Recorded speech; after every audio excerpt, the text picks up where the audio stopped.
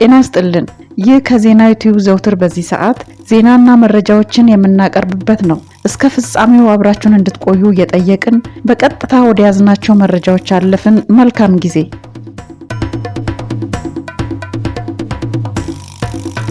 በመላው ዓለም ለምትገኙ ኢትዮጵያውያን እንኳን ለስቅለተ በዓሉና ፋሲጋ በዓል አደረሳችሁ ማለትን እንወዳለን። ለዛሬ ወዳዘጋጀናቸው መረጃዎች አለፍን። እስከ ፍጻሜው አብራችሁ እንድትሆኑ እየጋበዝን አሁን ወደ ያዝናቸው መረጃዎች አለፍን። መልካም ጊዜ።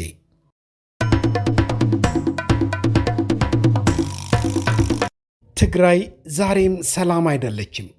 ላለፉት ዘመናት የስልጣን መንበሩን ተቆጣጥሮ የነበረው የህወሓት ቡድን በለውጡ መቀሌ መክተሙ የሚታወስ ሲሆን ከፌዴራል መንግስት ጋርም በገባው አለመግባባትና እሰጥ አገባ ምክንያት በቀሰቀሰው ጦርነት የክልሉን ህዝብ እንዲሁም ሀገራችንን ኢትዮጵያን ዋጋ ማስከፈሉ ሳያንሰው ከቅርብ ጊዜ ወዲህ በእነዚሁ የህወሓት አንጋፋ ፖለቲከኞች በተፈጠረው አለመግባባት ክልሉን ወዳልተፈለገ አለመረጋጋት እየወሰደው ይገኛል።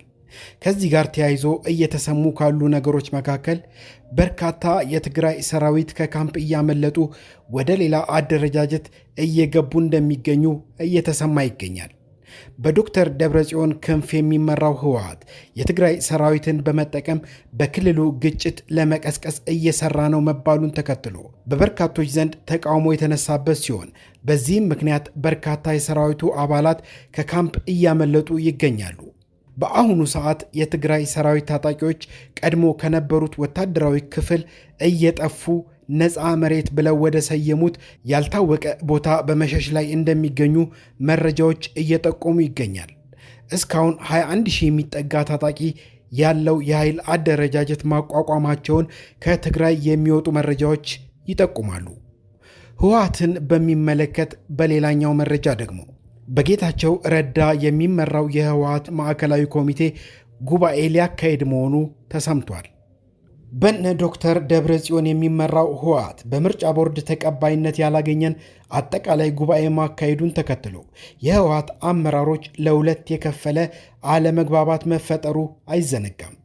አለመግባባቱ ተካሮ ወደ ግጭት ሊያመራ ከጫፍ ሲደርስም በህወሓት ተመርጠው በዶክተር አብይ አህመድ ተሹመው የክልሉ ጊዜያዊ አስተዳደር ፕሬዝዳንት በመሆን ሲያገለግሉ የቆዩት አቶ ጌታቸው ረዳ ከትግራይ ወጥተው ስልጣናቸውንም ለሌተናል ጀነራል ታደሰ ወረደ አስረክበው እሳቸው የጠቅላይ ሚኒስትሩ አብይ አህመድ አማካሪ ሆነው መሾማቸው አይዘነጋም።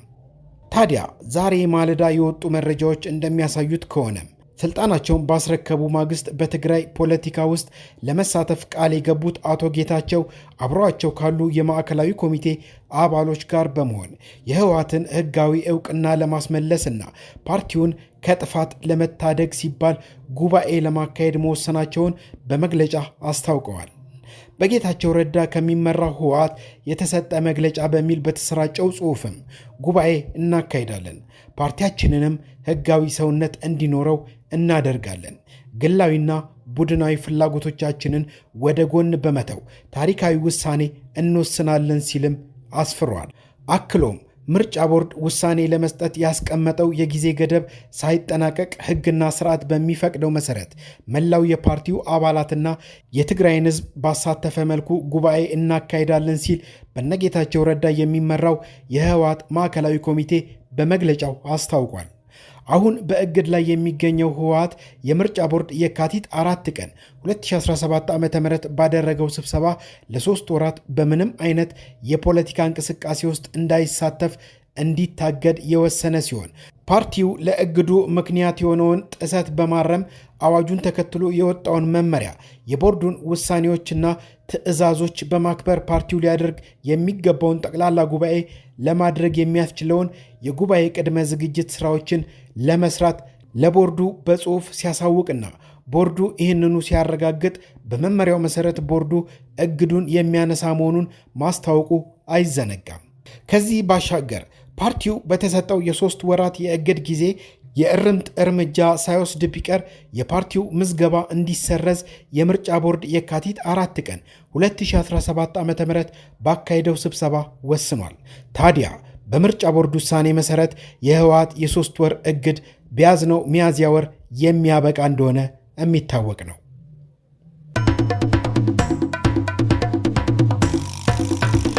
የኢትዮጵያ አየር መንገድ በቢሾፍቱ አቅራቢያ ለሚያስገነባው አዲስ አየር ማረፊያ ከ2000 በላይ አባወራዎች እንደሚነሱ አስታወቀ ይለናል መረጃችን። የአየር መንገዱ ዋና ስራ አስፈጻሚ አቶ መስፍን ጣሰው የኢትዮጵያ አየር መንገድ ለሚያስነሳቸው 2500 አባወራዎች መኖሪያ ቤቶችን እንደሚገነባና በሚቀጥለው ዓመት ህዳር ወር እንደሚያስረክባቸው እንዲሁም በተመሳሳይ ወር የአውሮፕላን ማረፊያ ግንባታ እንደሚጀመር ተናግረዋል። አየር መንገዱ በቢሾፍቱ አቅራቢያ አቡሴራ አካባቢ አዲስ የሚገነባው ዓለም አቀፍ አየር ማረፊያ በሚቀጥለው ዓመት ህዳር ወር እንደሚጀመር አቶ መስፍን ጣሰው ተናግረዋል።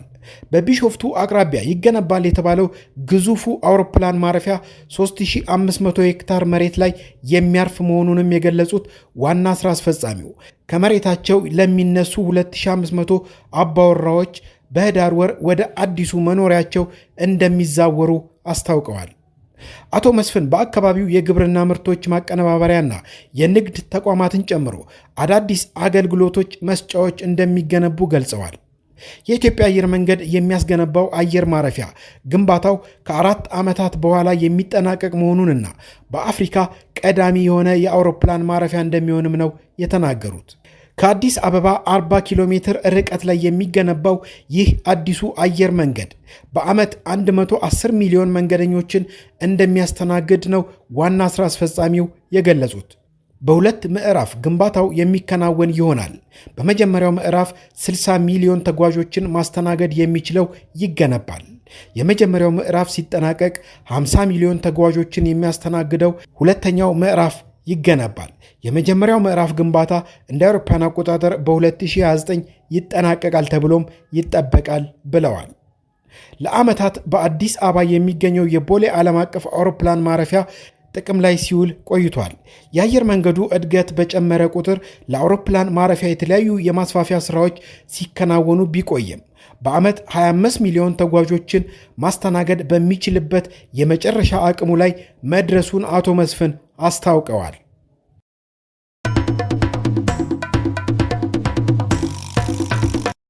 ሩሲያ በኢራንና በአሜሪካ መካከል በኢራን የኒውክለር መርሃ ግብር ዙሪያ የሚደረጉ ድርድሮችን ለማገዝ ዝግጁ ነኝ ማለቷ ታውቋል። በአሜሪካና ኢራን የኒውክለር መርሃ ግብር ዙሪያ በሚደረጉ ውይይቶች የኢራን ተገቢ ፍላጎቶች ከግምት ውስጥ መግባት አለባቸው ሲሉም ላቭሮቭ ተናግረዋል። የሩሲያ የውጭ ጉዳይ ሚኒስትር ሩሲያ በኢራንና በአሜሪካ መካከል በኢራኑ የኒውክለር መርሃ ግብር ዙሪያ የሚደረጉ ድርድሮችን ለማገዝ ዝግጁ ናትም ብለዋል። ላቭሮቭ አክለው ከኢራኑ የውጭ ጉዳይ ሚኒስትር ጋር ስለ ኢራን የኒውክለር ስምምነት ተወያይተዋል። ሩሲያ በኢራንና በአሜሪካ መካከል የሚደረገውን ውይይት በበጎ ትቀበለዋለች ሲሉም አክለዋል። ኢራን በኒውክለር ጦር መሳሪያ እገዳ ስምምነት ማዕቀፍ ከአሜሪካ ጋር በኒውክለር መርሃ ግብሯ ዙሪያ ለመስማማት ዝግጁ መሆኗን አስታውቃለች። ሩሲያ ከኢራን የኒውክለር መርሃ ግብር ጋር ያልተገናኙ ጉዳዮችን በአሜሪካ ኢራን ምክክር ውስጥ ለማካተት የሚደረጉ ሙከራዎችን በስጋት ትመለከታለች በማለት የሩሲያው የውጭ ጉዳይ ሚኒስትር ስጋታቸውን አስቀምጠዋል ሲል ስፑትኒክ ዘግቧል።